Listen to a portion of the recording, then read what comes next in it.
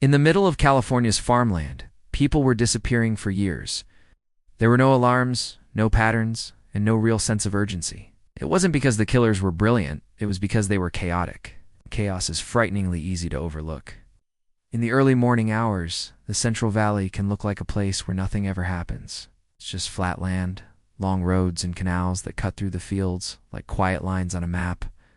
But for years, people vanished out there. It's not with drama, not with big headlines. They were just gone. And the truly terrifying part is this. It was unto the work of a criminal genius with some master plan. It was just drift, chaos, and a system that struggles to see messy danger when it's right in front of its face. This is the story of the speed freak killers. We start in San Joaquin County in the areas around Linden, Stockton, and Modesto. This is working country. It's farming, warehouse routes, small towns where people have long memories. These are places where everyone might know your face, but the landscape still has plenty of room to hide things. In the late 70s, and then pushing hard into the 80s and 90s, methamphetamine spread through parts of California. And it didn't just change a person's energy levels. It changed their restraint, turned boredom into motion, and motion into pure impulse. It makes people feel untouchable. And when you mix that feeling with young men who already enjoy intimidation and control, you don't get a clever criminal, you get momentum. Two men become central to this story, Wesley Shermantine Jr. and Lauren Herzog. They grew up together in Linden. They lived close. They ran in the same circles. They hunted and fished. They drank. They used drugs. And they built a local reputation that wasn't exactly subtle. People in town knew they were trouble. They weren't a mystery in the way the public loves a good mystery. They were a problem that everyone had simply learned to step around. Shermantine is often described as the volatile and aggressive one. Herzog on the surface was different. He seemed more passive, more likely to follow than to lead. But that can be its own kind of danger, because the follower often becomes the enabler, the person who could have stopped something but didn't. Together, they formed a partnership that was far worse than either one of them being alone. And that's the first real pattern in this story. Sometimes the most destructive thing in the world isn't a single monster. Sometimes it's a pair. When people hear the term serial killers, they usually imagine a neat pattern. A signature move, a consistent type of crime scene, a clear trail for investigators to follow. This story didn't announce itself like that at all.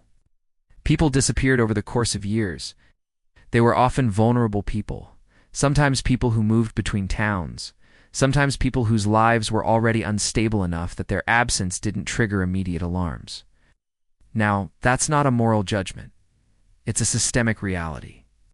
Missing person reports can be filed late. Families can be fractured. Friends might assume someone has just moved on. And different law enforcement agencies can be separated by geography, paperwork, and just sheer workload. So instead of one clear major case, you had scattered points on a map. And scattered points are easy to dismiss as unrelated tragedies, especially in a region where long roads and wide open spaces make the idea of vanished feel like a normal, if sad, possibility. This is where the story gets uncomfortable, because it reveals something very simple. A lot of harm can survive for a long time by not looking like a headline. Then, in the late 1990s, the pressure finally started to build. And it wasn't because the system suddenly got smarter. It was because the chaos started spilling over into the wrong places. A disappearance in November of 1998 brought a much heavier focus. A woman named Cindy Vanderheiden vanished after leaving a bar in Linden. This time, the investigation tightened. Evidence started to surface, and attention turned toward the two men who were last linked to her movements. This is important because it shows a second pattern. The system often reacts strongest when a victim is clearly anchored to a community, to a specific timeline, and to witnesses. Oh. When that happens, a disappearance becomes much harder to shrug off. It's harder to label it as just drift. As the investigation closed in, Shermantine and Herzog were arrested in March 1999, and multiple murder charges soon followed. And then came the phase that made this case famous and also deeply frustrating, the confession phase. After the arrests, Herzog began speaking to investigators. He implicated Shermantine.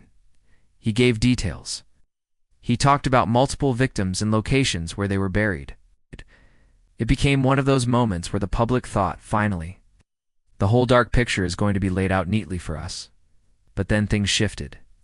In the years that followed, legal rulings and appeals completely changed the case. Herzog's convictions were overturned and reshaped, with courts finding issues around coercion in his confessions. This required a different legal outcome than the original verdicts. Plea deals followed. Sentences changed. Now, it's important to be really clean and honest here. This part of the story is not emotionally satisfying because real justice systems rarely are. There's evidence, there are convictions, but there are also legal standards, appeals, and rules. And all of that exists alongside families who are desperate for certainty. While the legal process moves according to its own logic, not according to grief. Shermantine was convicted and sentenced to death. Herzog was eventually released on parole and placed in some unusual housing arrangements. And through it all, the deeper truth remained. The total victim count was still unclear. Because this story was built on drift, not on clean records. That isn't just a detail. That is the core horror of it all. Most people assume a case ends when a verdict is handed down. That's the tidy TV version. This case kept breathing long after the trials. In 2012, searches linked to information provided by Shermantine led investigators to a well on a property in Linden. There, they recovered a massive amount of human bone fragments. Some of those remains were later identified as belonging to missing people, including Kimberly Billy and Joanne Hobson, along with other unidentified remains that were reported at the time. A year later, the FBI publicly described the ongoing excavation efforts, outlining just how difficult and methodical the recovery work was and providing progress updates during that period. What does that tell you? It tells you the story was never fully mapped out. It tells you the landscape itself still held the answers. And it tells you that even after all the courtrooms, the paperwork, and the sentencing, there are families still waiting for the most basic thing imaginable. A name, a place, a truth they can finally point to. This isn't entertainment for them. This is a wound that stays open because uncertainty is its own special form of pain. In January 2012, Loren Herzog was found dead. His death was reported as a suicide while he was under parole supervision near High Desert State Prison. Whatever else he knew, whatever other secrets he held, went with him. If there were more victims, more locations, more names, that information became so much harder to retrieve, maybe even impossible. And again, that's not a dramatic twist in the story. It's just the grim reality of a case that was built on pure chaos. Some stories end with closure. This one ends with gaps, and gaps are where rumors and fear grow. So let's strip away the label for a minute. People call them serial killers, and technically that's true.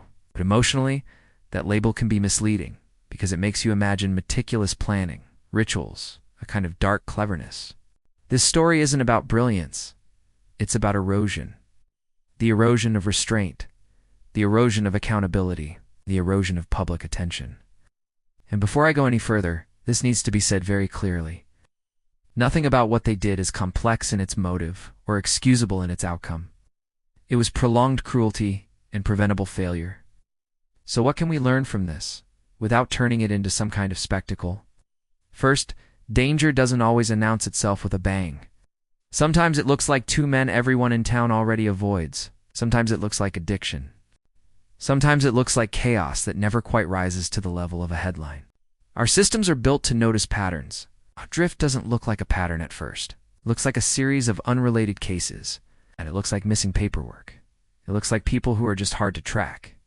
And third, when public attention is uneven, violence finds space to grow. This is the part that hurts the most, because it's not a horror movie lesson. It's a real-world one. If you build a system that only reacts with full force when the victim is easily classified as innocent and anchored to a community, then you leave the most vulnerable people outside the fence. And outside the fence is where predators roam. What this story really shows us about human behavior is that messy, chaotic danger can survive in plain sight. Not because it's clever, but because it's so easy to ignore. Sometimes the most frightening killers aren't the ones with a plan. Sometimes they're the ones with nothing at all.